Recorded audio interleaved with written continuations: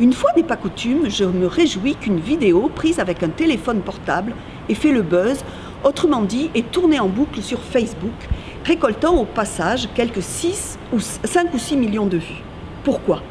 Parce qu'elle crie à la face du monde ce que nous pensions enterrer définitivement en ce début de XXIe siècle, tel un mauvais souvenir honteux, le racisme, bête et méchant, odieux, ignoble.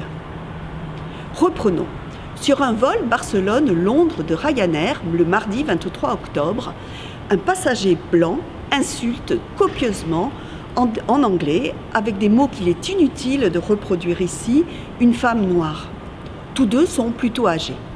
Sur la vidéo, on voit un autre passager tenter de calmer le jeu, le steward paraissant lui totalement débordé. Au final, la dame sera priée de changer de place et l'homme restera à la sienne. En dépit des demandes de débarquement exigées par d'autres passagers, une pratique courante pour des incidents de ce type, des incidents notables, l'homme raciste poursuivra tranquillement son voyage. Et Ryanair d'en prendre pour son grade. L'indignation qui a suivi ce fait divers me touche. Certes, elle est éphémère, émotionnelle, médiatique. Il n'empêche, elle existe. En cette année 2018, nous avons salué la mémoire de Martin Luther King.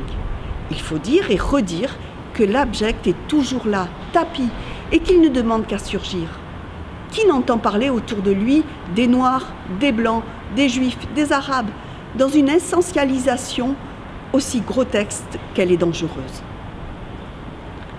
Les vieux démons ne sont pas morts.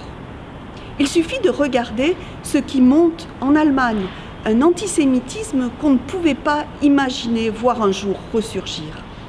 Il suffit d'entendre aux États-Unis les insultes qui renvoient les candidats aux élections de mi-mandat à la seule couleur de leur peau.